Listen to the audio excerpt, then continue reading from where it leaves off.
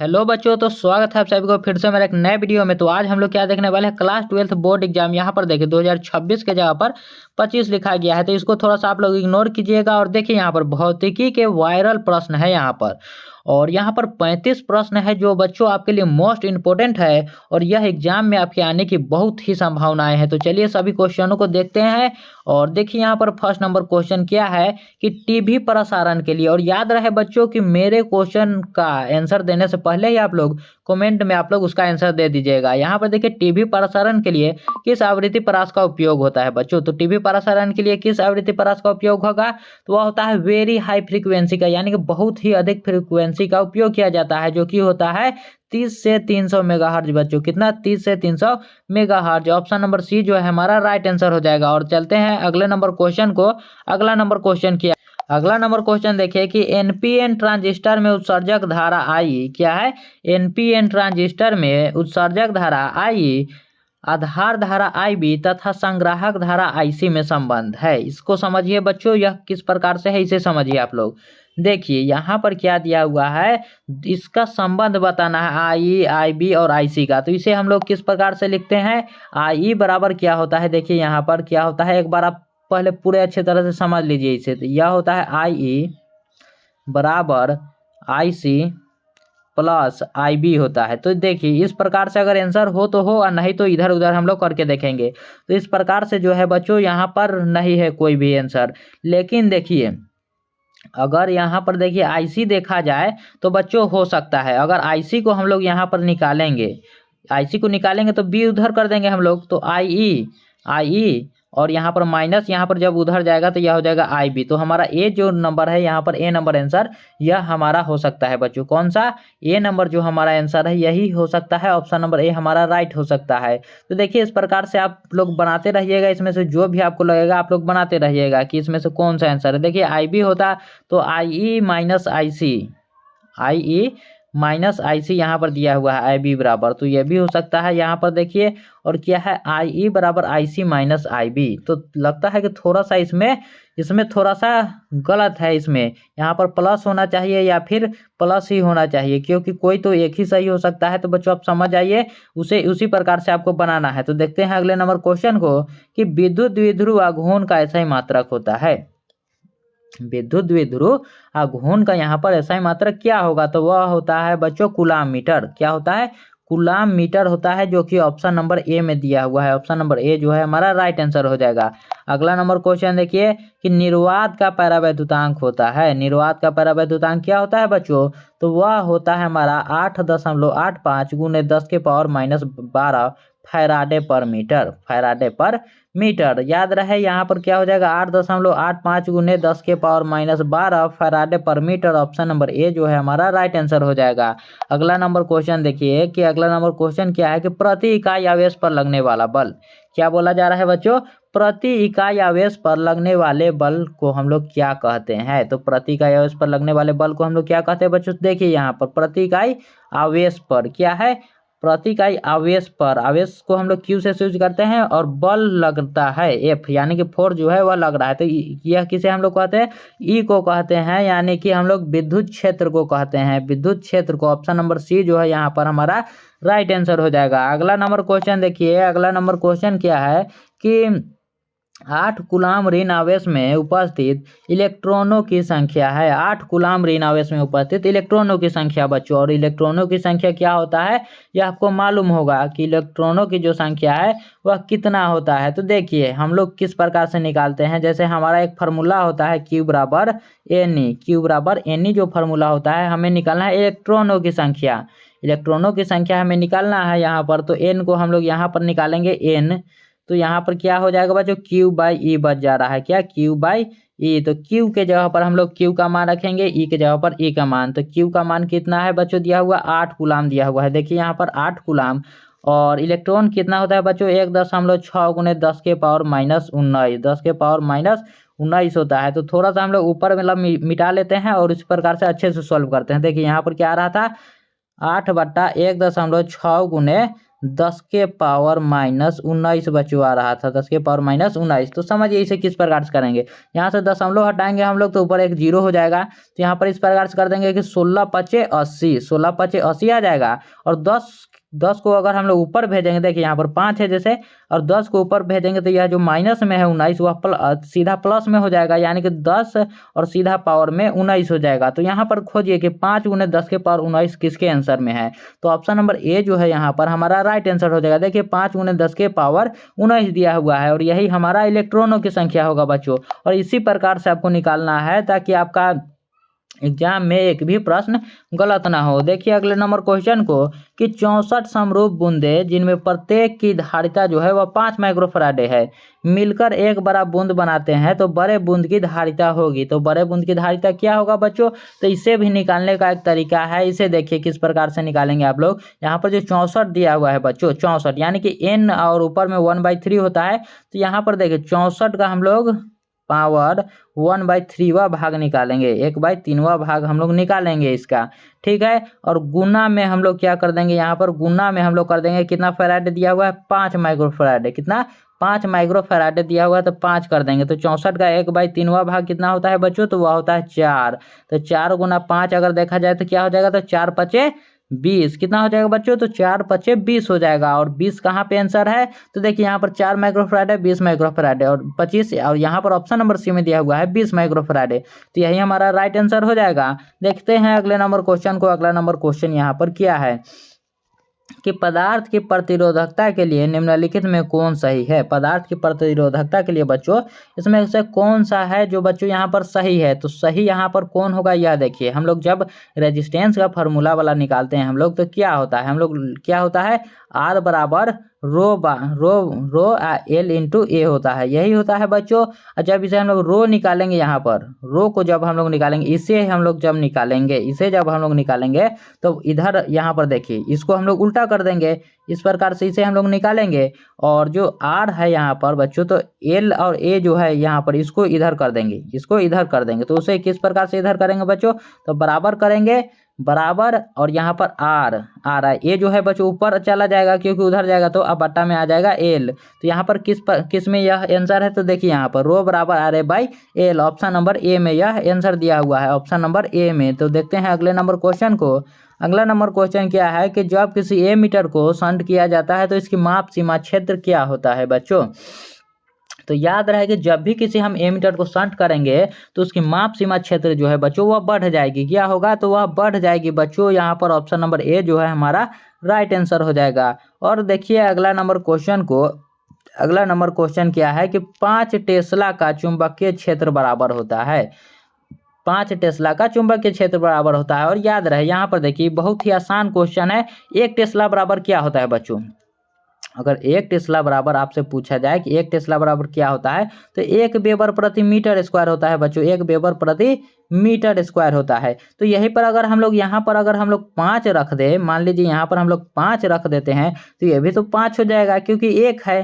तो 5 अगर टेस्ला रखेंगे हम लोग तो 5 वेबर प्रति मीटर स्क्वायर होगा। तो यहाँ पर 5 वेबर प्रति मीटर स्क्वायर कहाँ दिया हुआ है, ऑप्शन नंबर ए में दिया हुआ है बच्चों। कहाँ पर, ऑप्शन नंबर ए में दिया हुआ है, यहाँ पर राइट आंसर हो जाएगा। अगला नंबर क्वेश्चन देखिए कि लॉरेंज बल के लिए कौन सा व्यंजक सही है। इसमें से लॉरेंज बल के लिए बच्चों कौन सा व्यंजक सही है, तो वह होता है एफ बराबर क्यू इंटू ई प्लस भी क्रॉस बी होता है बच्चों, भी क्रॉस बी होता है। यहाँ पर देखिए कहाँ पे ऑप्शन में दिया हुआ है, तो यहाँ पर दिया हुआ है। और यह बच्चों याद रहे कि यह वेक्टर फॉर्म में भी हो सकता है, ये भी याद रहे आपसे, कभी कभी वेक्टर फॉर्म में भी आपसे पूछा जा सकता है। ऑप्शन नंबर ए हमारा यहाँ पर राइट आंसर हो जाएगा। अगला नंबर क्वेश्चन देखिए कि चल कुंडली गैल्वेनोमीटर में प्राप्त धारा का मान समानुपाती होता है। तो चल कुंडली गैल्वेनोमीटर में प्राप्त धारा का मान समानुपाती कैसे होता है बच्चों, तो वह किसके समानुपाती होता है, तो वह होता है विक्षेप के, विक्षेप यानी कि थीटा के समानुपाती होता है। यहाँ पर ऑप्शन नंबर ए हमारा राइट आंसर हो जाएगा। अगला नंबर क्वेश्चन देखिए कि चुंबकीय क्षेत्र बी में अवस्थित एम चुंबकीय आघूर्ण वाले धारा पाथ द्वारा अनुभूत बल अगर टाउ है, तो बच्चों टाउ का मान यहाँ पर पूछा जा रहा है, टाउ का मान यहाँ पर हमसे पूछा जा रहा है तो वह हो जाएगा m क्रॉस b। बच्चों क्या हो जाएगा m क्रॉस b।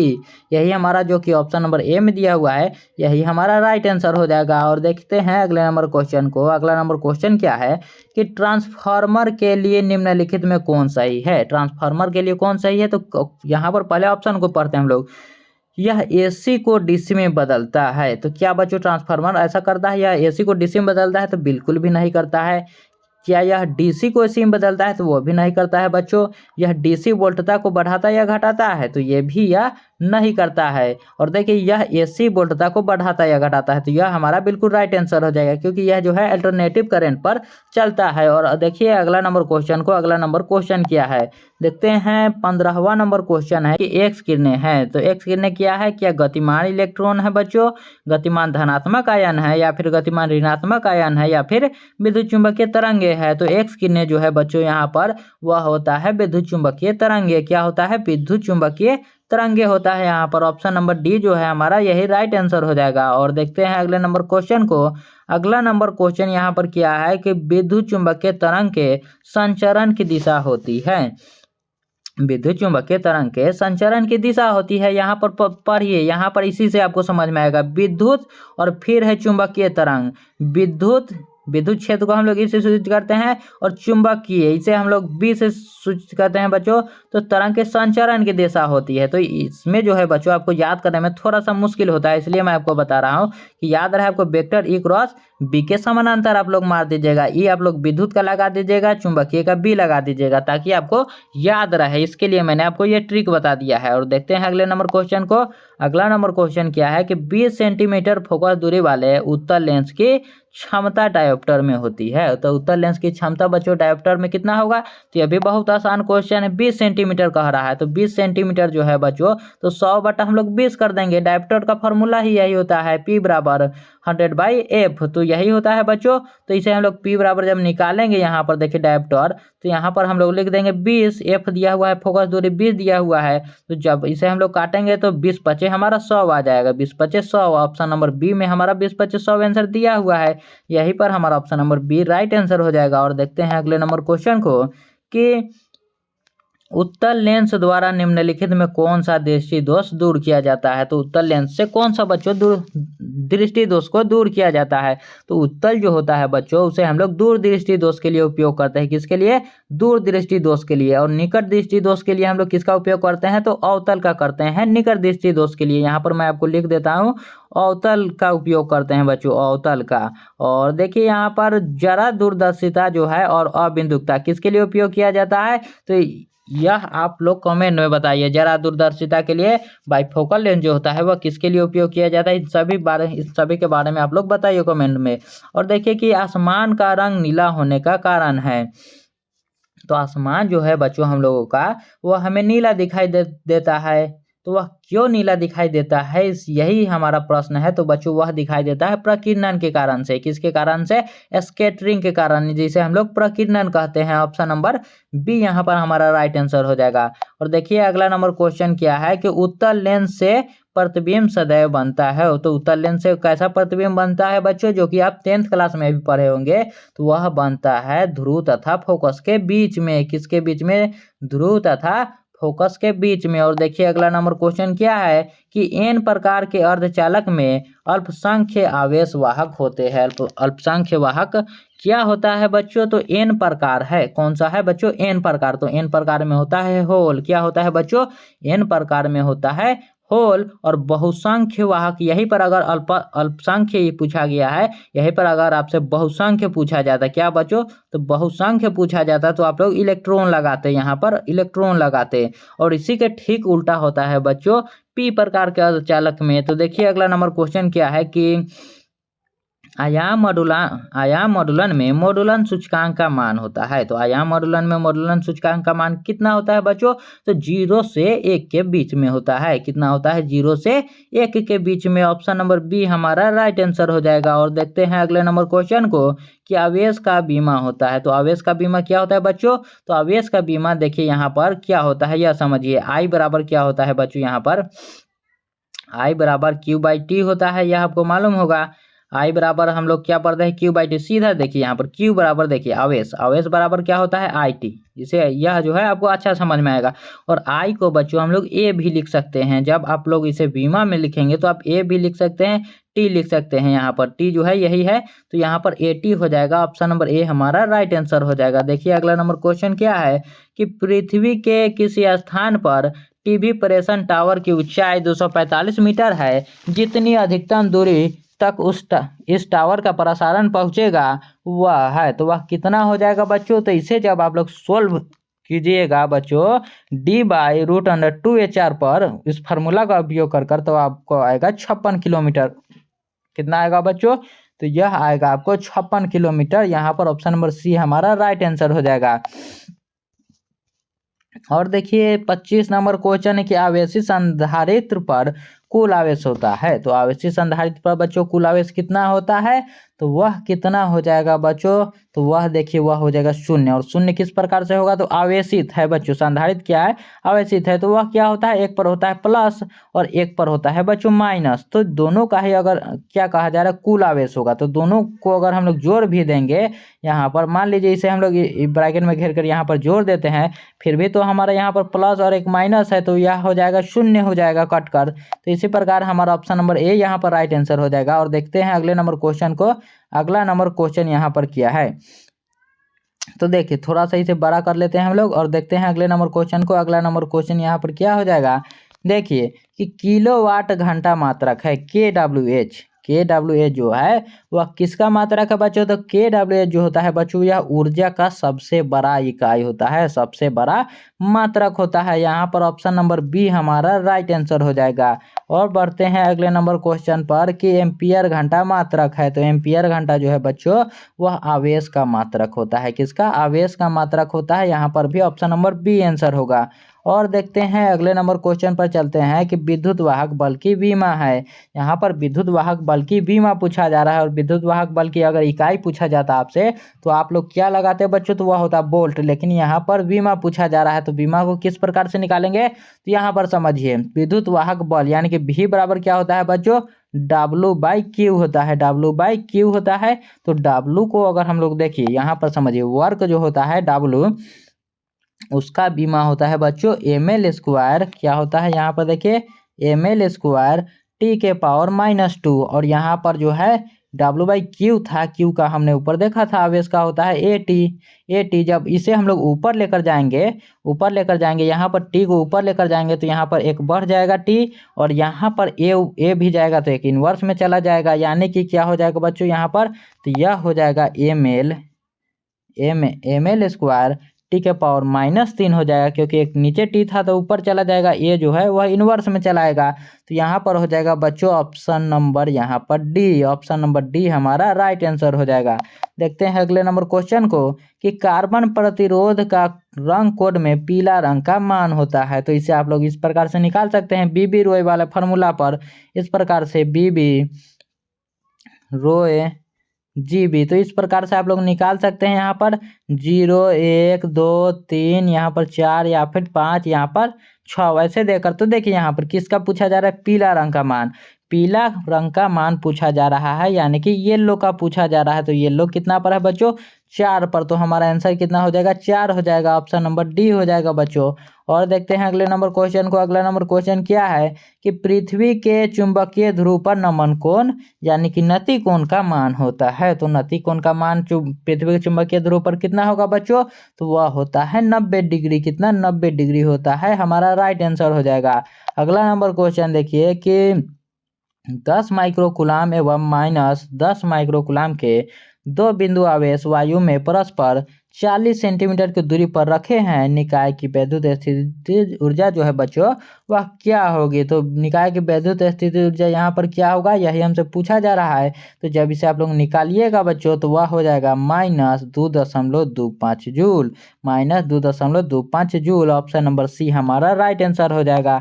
अगला नंबर क्वेश्चन देखिए कि दो समान धारिता वाले संधारित्र को समांतर क्रम में जोड़ने पर उसकी समतुल्य धारिता होती है। तो उसकी समतुल्य धारिता क्या होगा बच्चों, क्या कहा जा रहा है यहाँ पर,